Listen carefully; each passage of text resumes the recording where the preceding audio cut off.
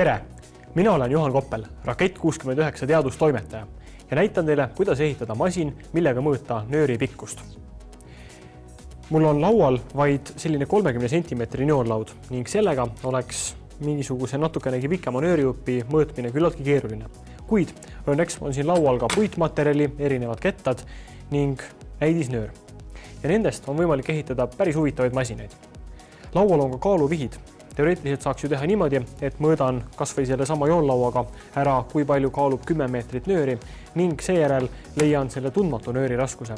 Kuid kaalu ehitamine selliste vahenditega võib osutuda keeruliseks.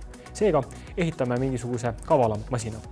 Laual on ka mehaaniline loendur, millele vajutades näitab see, kui palju klõpsusid tehtud on. Seda seadet saab kombineerida muude asjadega, mis siin laual on, et ehitada nööri lugemise masin. Näiteks selliseid.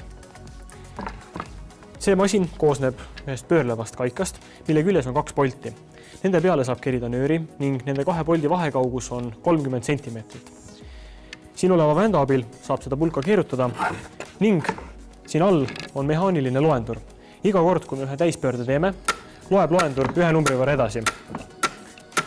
Ja seega ütleb see masin pärast kerimist, mitu pööret on tehtud. Kui 2 poldi vahele jääb 30 cm, siis iga pöörde kohta tuleb järelikult 60 cm nööri. Veidi tuleb sellele küll juurde arvestada seda, et see nöörikera läheb järjest paksemaks, kuid seda saame teha pärast mõõtmist. Seega on tegemist väga lihtsa masinaga, millega saab kiiresti nööri mõõta. Proovime selle järgi, kui hästi see töötab. Esmalt nullin selle näidiku ära, seejärel kinnitan selle nöörikera ühe otsa pooli külge ning pean arvestama, et umbes 10 cm läheb siit kaduma. See tuleb siis lõpptulemusele liita.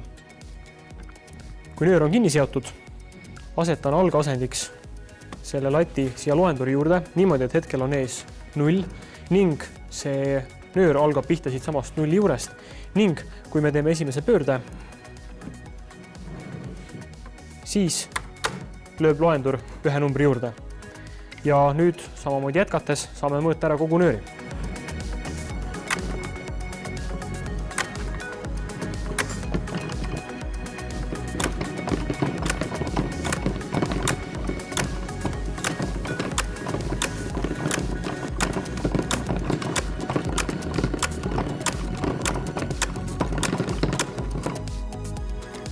Ning juba ongi nöörikera lõpuni kerinud.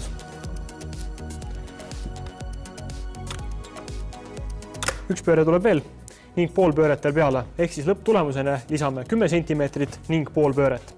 Enne veel, kui hakkame arvutama, on meil vaja mõõta ära täpne läbimõõt, mis selle nöörikeral on. Meid huvitab just nimelt selle nöörikera keskmine läbimõõt. See nöörikera läks mõlemalt poolt veidi laiemaks ja seetõttu need hilisemad keerud on veidi pikemad. Näeme, et selle nöörikera lõplik läbimõõt on 31 cm. Iga pöörde jooksul keritakse seega peale 62 cm nööri ning meie pöörete loendur näitab, et tehtud on 133 pööret. Sellel lisandub veel pool pööret, mis see viimane nöörijupp oli. Nüüd võtame appi kalkulaatori.